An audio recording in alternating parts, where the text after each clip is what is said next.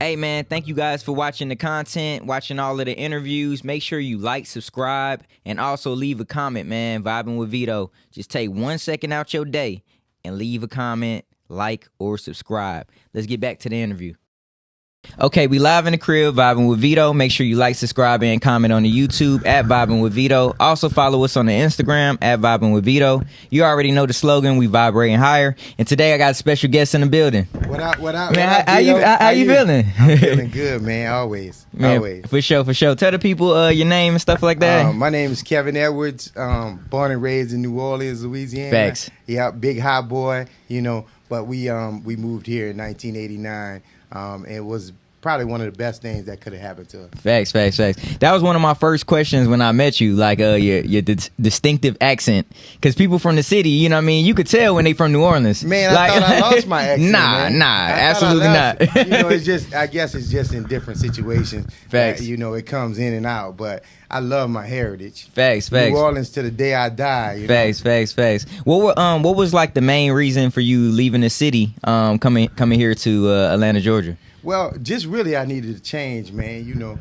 Growing up in New Orleans, going to college right where I grew up at, I still was doing the same things that right. I was doing. So I had to get out of New Orleans in order to do the things I'm doing now, man. Yeah, life facts. has been incredible. Absolutely, and we'll get into like your incredible journey too as well. But let's take it back to where it initially started. You said New Orleans, Louisiana. Let's talk about your upbringing a little bit. Like, what type of kid were you when you were growing up? I was a tenacious kid, man. I was so intrigued with being successful and being number one at everything I did. Facts. I always worked hard. I can remember in 9th grade, man, when I got cut from the basketball team. I hung out with the basketball players and the team, and they thought I was on the team right. because I couldn't see myself being cut. Yeah, facts. So the next 3 years went on to have a great basketball career at my high school and stuff. But I never gave up, man. You always look at those kids that just never give up. They never stop. They might not be the strongest, the fastest. Absolutely. They might not be the smartest, but they can always be in the game. Absolutely. And Absolutely. that's the kind of kid and person I've always been. That's dope. Even in school, in college, and in high school, I've always been the kid that I'm gonna be in the middle of everything. Absolutely. I might not be the smartest, I might not be the fastest, but you got to deal with me. Absolutely. So that's the kind of person I was growing up. Dope. I got $1 million question for you, man. Everybody that sits on this couch, that comes to Vibe with Veto, I always ask them, how big would you dream if you knew you couldn't fail? Man, I already dream big. So I got this big motto, man, that everybody has a dream. And the reality of it is 95 to 97% of dreams never come true.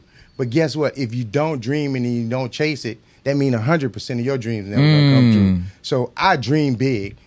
I call myself a dream facilitator. I like to help people with their dreams, and I like to also give my dream. And that's a big thing with me, man. Coming from New Orleans, where you see nothing but poverty. You have a serious have and have-nots. Right. You have people who really have a lot of money, but then on the other hand, the majority population is bad off. It's like a third world country. Right. Right. So when I got here to Atlanta, man, I just took all my hustle and grind and saw all the people here, and I was like, hey, they not gonna hustle and outgrind me. I can remember every time I went into a situation, I always looked around and I sized people up, and I say, hey, with my competitive nature, I always like, hey, they not gonna out hustle me. Damn. That's one thing they not gonna do is out hustle me, and I think that comes from not seeing or not having anything. Absolutely. When I came to Atlanta, the air felt fresher, the grass looked greener, because in New Orleans it was just like, hey man, we live. It's a war zone. Yeah, we living. Yeah, facts. So facts. it was a different change. Facts. I have a slogan that I always say: purpose over popularity. When I say that to you, how can you put that in your own words? Well, if for me, man. For me, that's a big thing, because I always tell people, if you have a closed fist, right, nothing can go in and out of it. But if you open your hand and you give people breath, you give them knowledge, you give them things, Absolutely. then things can go in and out of your hand. You can get your blessings and you can give blessings. Absolutely. So if my purpose is, now that I'm 53 years old and I've been running on this millionaire journey that I have, my purpose now is to make kings. I want to be the king maker. Absolutely. Not sit on the throne no more. Yeah, you know right. what I'm saying? I want to be in the background, and my guys coming to me say, hey, I want to know what did I do wrong? Mm-hmm. What mistake did I make? Or I want to tell them the mistake, and they come back and they say, you were right. Because I've done so many things and seen so many things. That's dope. That's dope. So. Did you have somebody in your life that kind of instilled that in you too as well? Man, I did, man, and I always wonder what I would have been like if I did. You know, my grind and my tenacity just came from me, man. It just came from me wanting better for me and my family. Like I always talk to people, in order to be successful, you got to have a why. And that why can be your mother, it could be your father, it could be your kids, it could be just wanting better thing. But you got to have a why and stick to that why. My why was because I wanted all my lineage, all my family. Mm-hmm. I used to see the guys that would make it, playing ball and stuff like that, buying this for their mom and take care of their mom and doing that. I wanted that feeling, Mm-hmm. Even though I knew I wasn't going to be $1 million athlete, I Right. had $1 million brain though. Right. You see what I'm saying? Right, And absolutely. People don't understand that your brain is bigger than your physical ability. Say it again. If you put your mind to what you want, you can really accomplish a lot of things. Absolutely. This thing, you got to think of all the stuff we have, airplanes, cars. We make hundreds of thousands of pounds of metal fly in the air. Mm-hmm. You know what I'm saying? We do all different kind of things with our brain. Mm-hmm. So if we put more effort into massaging and exercising our brain, then you become the person that you want to be. Absolutely. So that's been my mantra. Facts. You have a degree in accounting and sociology from Georgia State. Yeah.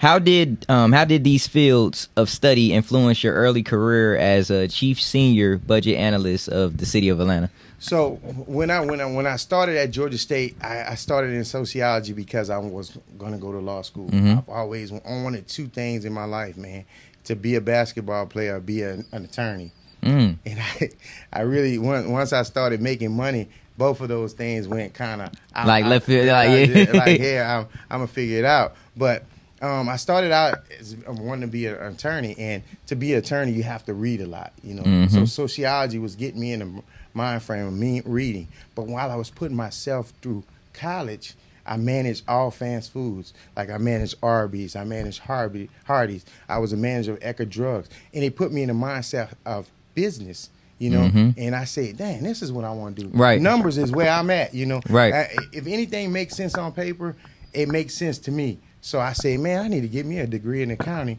It's going to be better for me. I like numbers. I like to do business. And it just worked out, man. Nah, that's dope. That's dope, man. And then you transitioned into real estate, right? Yeah. After your role with the city of Atlanta, you transitioned into owning Seabrook Homes. That's right. Right? Yeah. Where you built over 356 homes. Right. What inspired the shift, and how did you achieve such a success as a home builder? So this is what I've learned on everything I've been successful with, right? Mm-hmm. And that's why I went to get a degree in accounting, because if I can make it make sense on paper with numbers, I can make it come to reality, So that's always been my thing. Never built the house, never touched things. So I went to, while I was working at the city of Atlanta, I ascended to be a cabinet member, ascended to be, had a nice position. But in politics, every mayor, every person wants their own people in their positions to be able to protect what they got going on. Absolutely. So when that happened, I was working for Bill Campbell, which is the best mayor I've ever seen in the Atlanta history. Mm-hmm. I was working for Bill Campbell. Shirley Franklin came in. She didn't want me as a part of her cabinet. I went to Bill, and he was like, "Hey man, you gotta make one or two choices. Either you got to go back to being a regular personnel, or you got to step down. You got to leave." Wow. And I said, I'm gonna leave. Man. The day I said I was gonna leave, a friend of mine who's always been in my corner and has been nothing but the backbone of everything I've done. We were in the car riding, and I saw a lot in College Park, and I saw all the building around it. Went home, put some numbers together. Man, I pieced together the money, got a loan from Home Depot, line of credit here, line of credit there, and I built my first house. Damn. Never knew anything about home building or anything, but that's what that's why I come back to. if that mind can put something together, facilitate something to be able for you to be successful doing it, you can do it. But then it gave me a perspective of what I need to really become successful. You see, people don't really realize that it's only once in a lifetime you get a generational thing that's going to change some part of a business industry. You're going to get an Uber. Mm-hmm. You're going to get a McDonald's. Absolutely. You're going to get a Ford, right? But they've already laid the blueprint, and that's where it came to me, and it was like, hey, it rang a bell. If you can duplicate somebody who's successful in something, so when you had Ford, the Dodge brothers left Ford to become the Dodge. When you have McDonald's, Mr. Kramer and Mr. Burns used to work for McDonald's, and they started Burger King. McDonald's started in 1940. Burger King came in 1954. So they came from there. When you started Uber, then you had Lyft to come in. But when you look at everything, if you look at a parody of everything, you only get people who have groundbreaking ideas once in a generation, you know? So what you do is, what I've learned to do is, I've learned to duplicate successful people. And that's how I've learned to stay on top, fall down, and get back up. Because you think about it, you made the wheel. There's the wheel. Mm-hmm. They never tried to make it square. Wow. They always kept it circular. Right. They kept it circular for a reason, because it rolled right? Mm-hmm. But what they did, they made the tire a little wider. If you look at cars from 1940 to now, the tires are wider. Mm-hmm. They add more spokes for the stability. Right. And then what we've done right now is we've made the run flat tire. Right. So I always try to become the run flat of my industry. Yeah, facts. You see what I'm saying? You get to the evolution. Mm-hmm. It's the evolutions of business that people miss out on. You know, you're not biting or it's nothing wrong with duplicating success. Absolutely. You know, and the generation that's coming up behind, they want microwave success. But the easiest way to microwave success is to duplicate somebody successful. Wow. With success, well, with the weight of the world on your shoulders, right? Mm-hmm. Success at the palm of your hands. How do you respond when adversity knocks at your door? Man, what I do is I tend to never let adversity bother me. You know, you always gonna be good days and bad days. And I tell everybody, you can only do so much in 24 hours. So when adversity hits me, I stair step it like my goals. I plan it out. Okay, this is hitting me, but how am I gonna get to the other side of this adversity? It didn't take me 1 day or 1 hour to get into this adversity. So how am I gonna get out of it? So I stair step it. I say, okay, I need to fix this problem, which is gonna fix this problem, and in turn fix that time. But at the same time, never let anybody know it bothers me. You know, and that's what people do when they get down. They wear it on their shoulder. Right. How do you control your emotions? Like, how do you do it? That's something that you just learn over time. Right. Man. It's nothing. Is no secret. You know, when you in so many different kind of meetings, doing so many different types of deals, you always develop more and more tenacity for that. You know, right. You develop more and more capability to hide your feelings and your emotions, because you know what the outcome is going to be. You already done figured out the outcome. It's like when I get in adversity, I look at the vision on the other side of the adversity. What is going to be like when I get through with dealing with this. You see what I'm saying? So I never let it get me down. I never let anybody see any emotions on my face, and I keep it moving. Right. What has the game taught you thus far? Like, just life, the game of life, your purpose in life. What has life taught you thus far? Life has taught me, man, that you'll never be disappointed if you only rely on yourself. You know, a lot of people put trust and faith in everybody around them. When I'm talking to people about business deals, they're always telling me, hey, this person is going to do this. This person is going to do that, and it's going to lead me to my success. Well, that's not how it goes. You have to be the leader of your success. Right. You can't put your hands in anybody else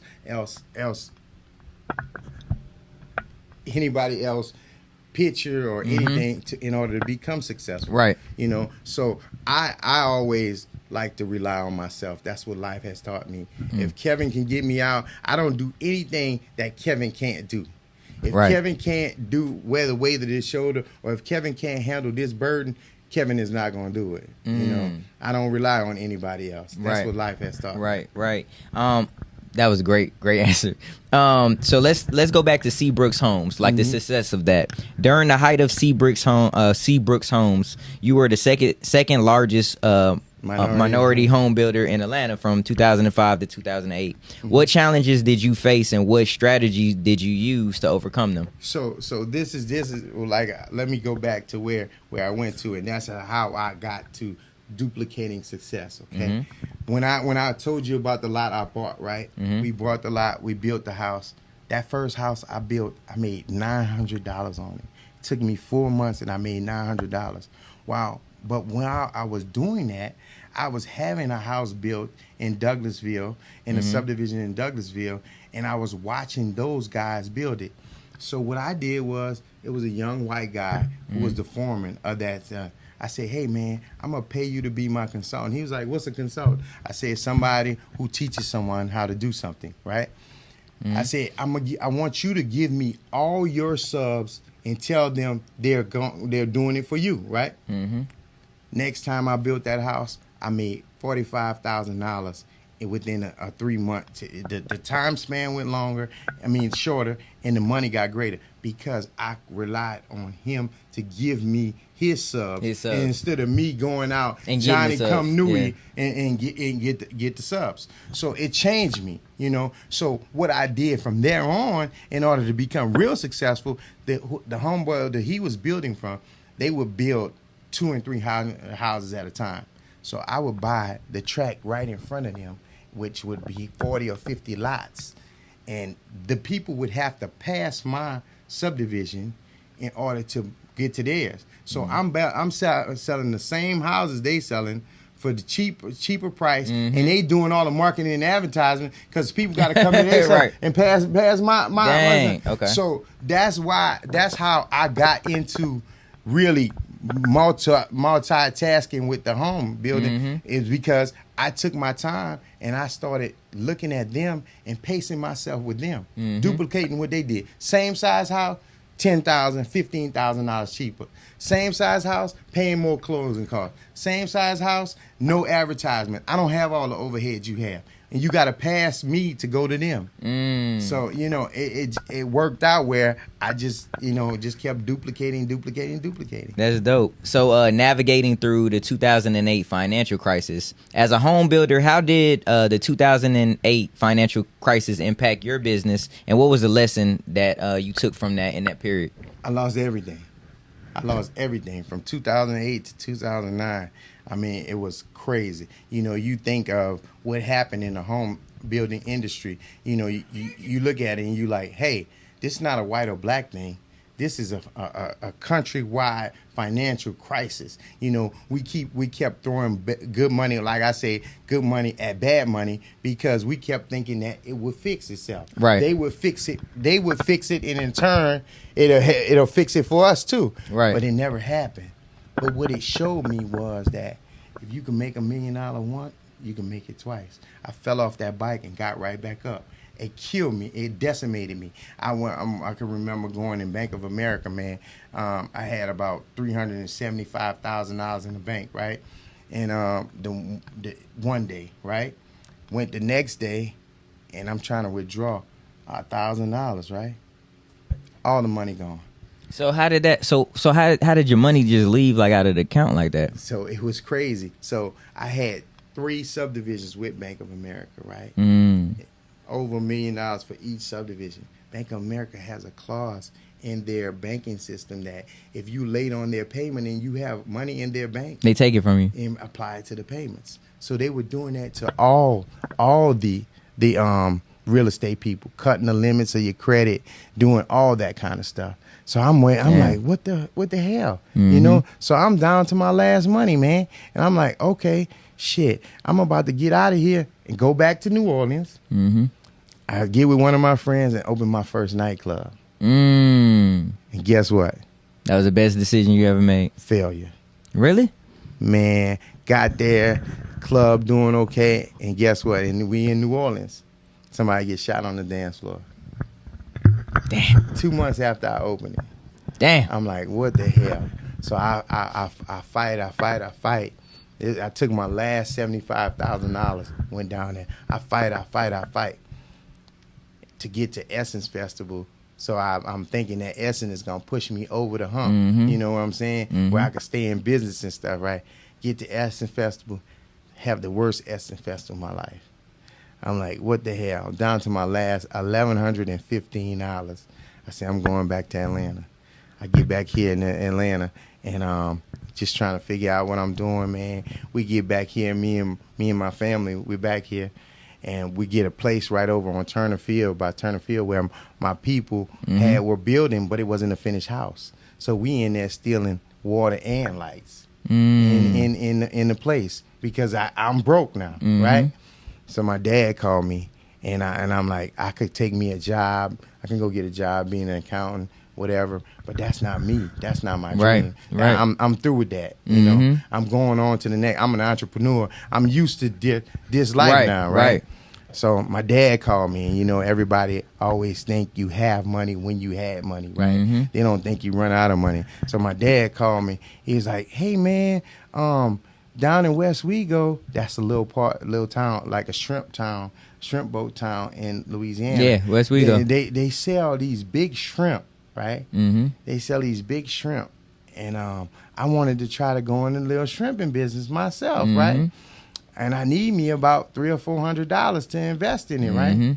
So I'm like, man, okay, Daddy, I'm gonna be down there, right, bro? I say, but yeah, hey man, you know, I got something going on with my checking account. Can you send me about $200? Because I got a Delta flight pass, and it's cost me $100 to fly to New Orleans. So I'm like, can you send me $200 and I give it to you right when I get back, right?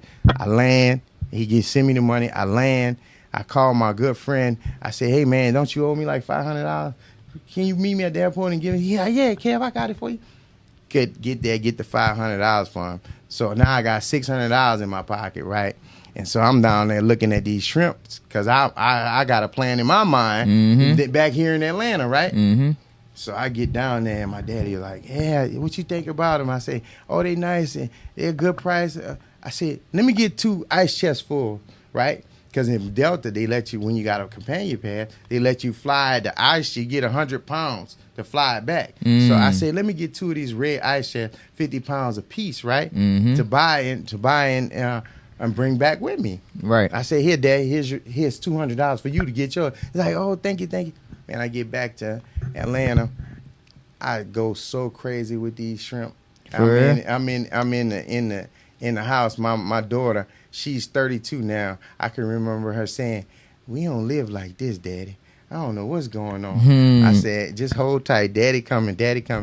I'm in the back of my Bentley. I got a Continental GT Bentley. I'm in the back of my Bentley selling shrimp out the back of the trunk, stopping at all the barber and beauty salon, trying to get my weight back up, to get myself back together, right?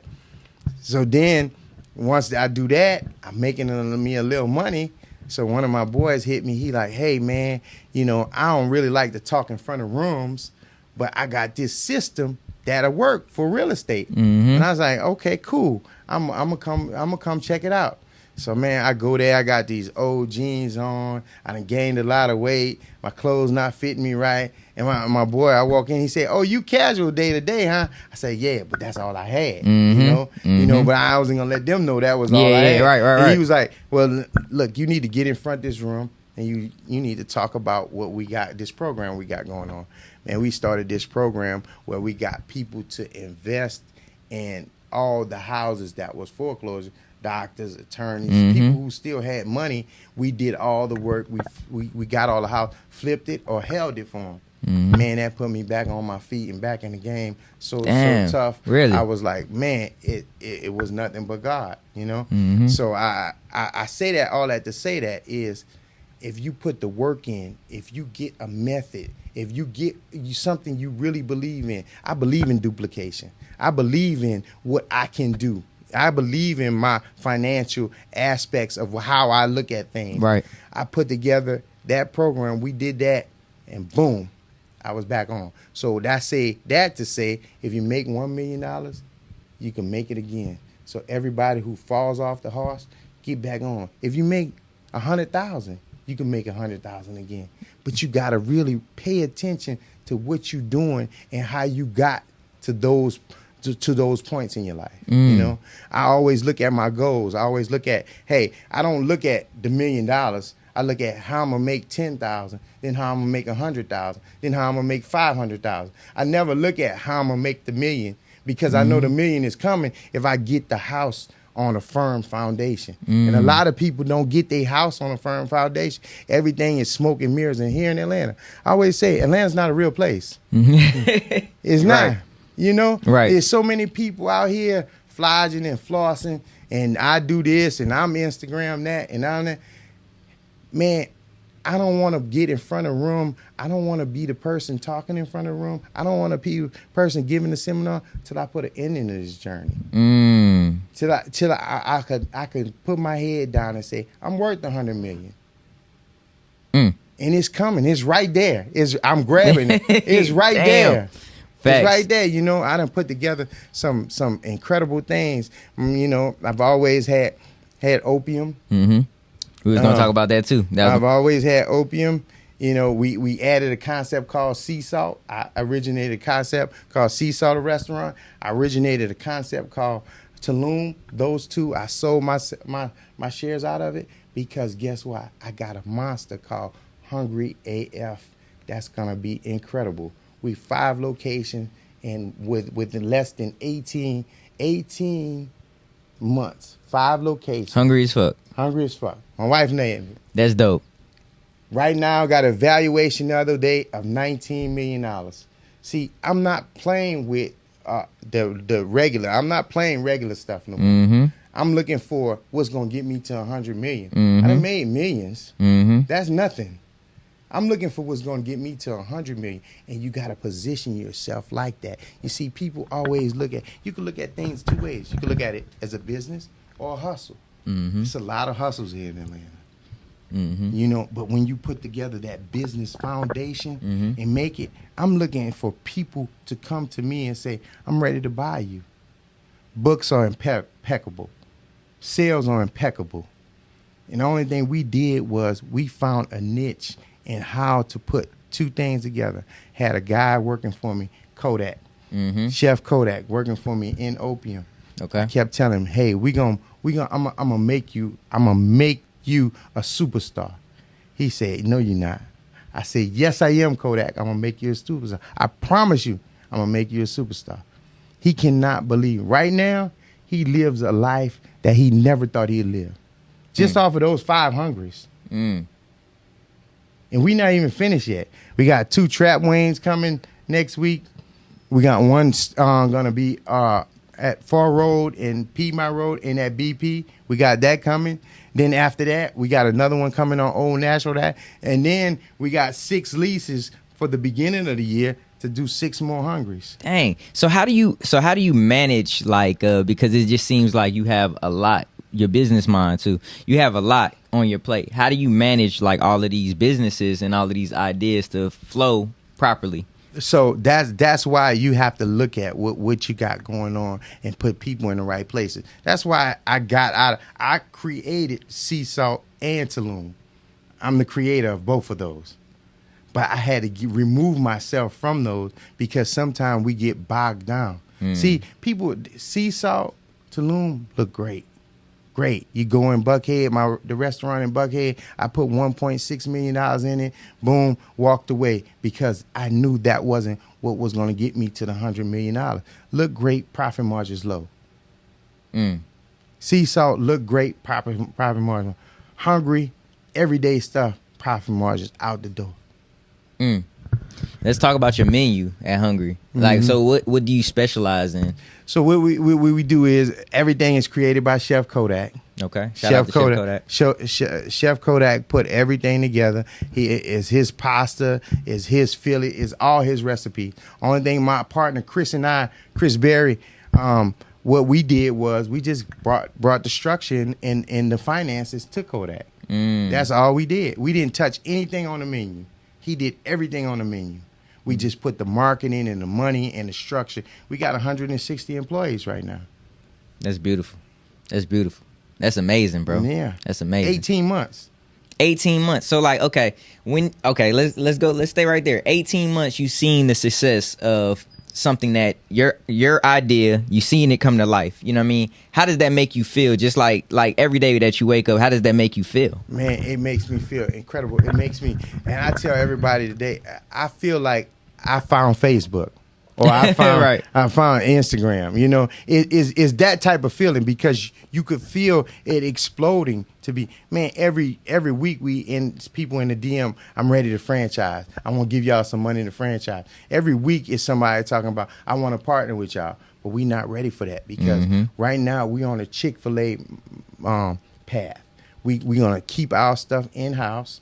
You know, we're going to give the ownership to the managers that's been with us before. Dang, nah, and we're gonna keep. You said something right there. That's awesome. Chick-fil-A worth $14 billion, and they don't have one franchise.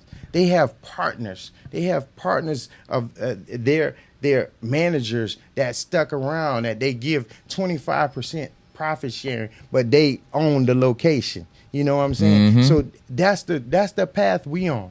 We on a path where I want a company to come in and give me a valuation 2 years from now for $100 million. And that's what it's going to be. Facts. That's the right number. Now we 5 in and we 19 million. We got a valuation the other day for $19 million. Wow. And guess what? The little boy that got here on the train from New Orleans, the first job he had was the fries at Arby's.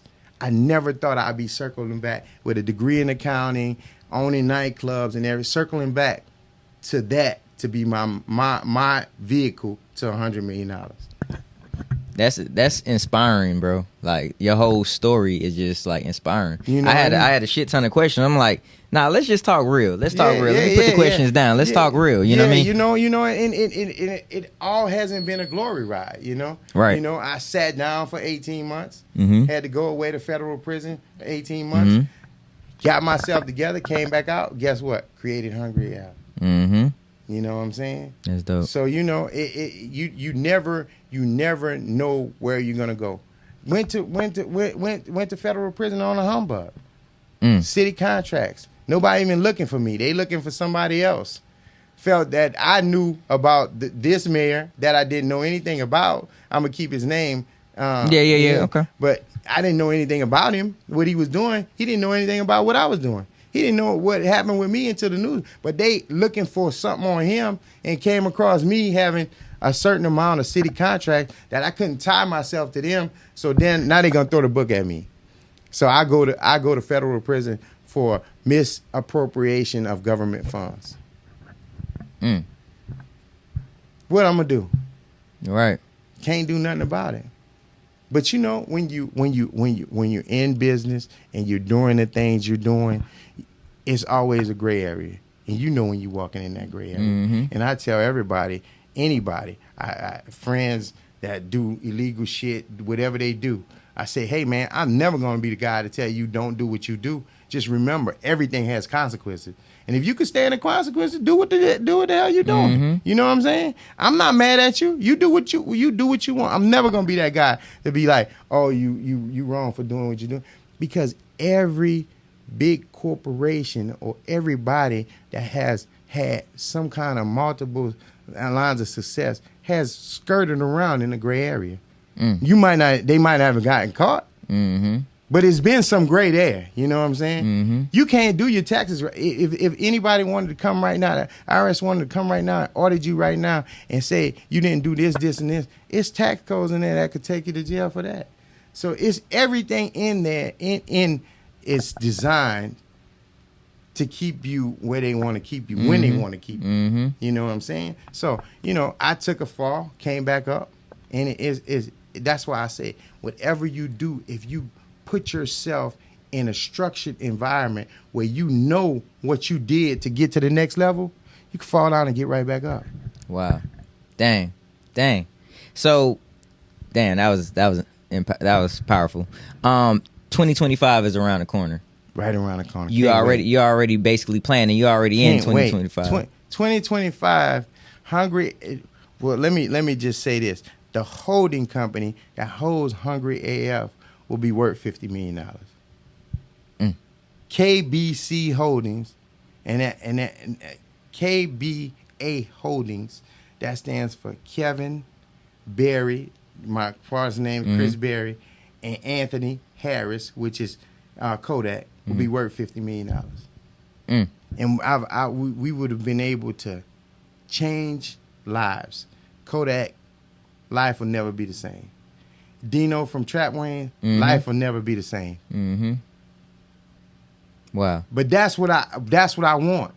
The money's good, the fame is good, the fortune is good. But it's nothing like seeing one of your partners go buy a brand new house just because what he done. It's nothing like seeing one of your partners send his kid to Pace Academy.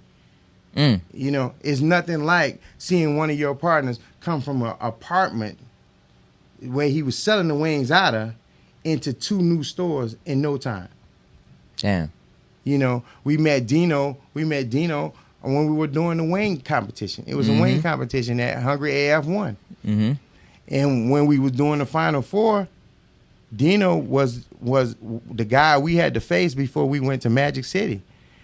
And we talking to him, come to find out his older brother and I was real good friends, you know. And then when he told us his story, we like, man, we got something for you. Kodak went to him and said, hey, man, listen to what they saying. They got something for you, for real. These guys they not trying to railroad you. They got something for you. He told us he was selling the wings out of his apartment. Got over 200,000 likes and whatever social media buzzing. They coming out of his apartment. I say, man, come here. Let's put some structure to this, and we're gonna make you more money than you ever seen in your life. He's about to open his first 2 locations. Dang. You know? Dang. Got guys around me at the club ain't never had a structured job in their life, making $250,000 a year. In the club business. In the club business. That's a gift for you to be able. And everybody around me, you know, when I walk into Opium, they might say, "Oh, that person owns Opium. That person owns." That's what I want them to think. Everybody, I want them to think. This young guy, yeah, I put him out there. He's supposed to act like the owner. You know what I'm saying? We not teaching nobody how to be workers. Yeah, right. We trying to teach people how to be owners. You know what I'm saying? So that's what I'm about right now in my life. I want to 53. I want to create as many millionaires as I can. This game is for free. Everybody be talking about, hey, I'm gonna charge you this and that. That's the ones that's not really making the money. Game is for free. I'm not here to try to mouthpiece you. I'm here to really try to help you. You know, and so, you know, it's just brought me to the point right now where the Lord has just blessed me immensely. You know, I've could have been here locked up. I could have been there. You know, they could have gave me more time. I could have lost everything. I came back home to everything I had. And hit the ground running. Full sprint. Damn. And, you know, so the Lord has held me. He's kept me at a certain spot because he knows my heart. He knows that I'm an avenue for a lot of other people. You know, it's just amazing to see him work in my life. You know? Wow. Nah, this has been a great story. Like, just about your journey and just where you have been and where you're going. Like, cause like you said, 2025, you teaching other people how to be owners, and you're serving. That's you know right. what I'm saying? You're doing your work. You're doing God's work by serving and helping others. That's right. So that's dope, bro. That's right. You take people. What I've learned is that you find people who you don't want more for them than they want for themselves. Because I used to try to help a lot of people that I wanted more for their life than they wanted for their life. You know? And those type of people are never going to be the people that's going to take it to the next level. They got to want just as much as you want for them. Facts, man. Hey, man, thank you for taking time out your busy day to come talk to me and vibe with me. Thank you, man. It's been great. Tell the people where they can find you. Man, you can find me on Instagram at I am Kevin C. Edwards. Hungry AF website. Absolutely. Opium website. opiumatl.com, hungryAFATL.com. That's dope. You can find me at any one of those places. And you still have Opium, right? You still Yeah, you didn't part ways from Opium. You just parted ways from like the other things. Okay. So my thing with everything is the things you love to do. I love the nightclub business. Mm-hmm. I love fast food, quick serve restaurant business. I love accounting. The things you like to do, you never give them up. Dope. The things that's work too. I hated building houses. I just was good at it. Yeah, right. You know what I'm saying? Right. So the things Opium is, man, it's been a blessing. It really fueled everything. That you doing, yeah. That's dope, man. Again, man, thank you for coming to Vibe with Veto. Hey, man, no problem, anytime. For sure. This has been another episode of Vibing with Veto. Make sure you like, subscribe, and comment to the YouTube channel. Hey, help me get them subscribers up. We almost at 4,000 subscribers. You already know the slogan. We vibrating higher, and we gone.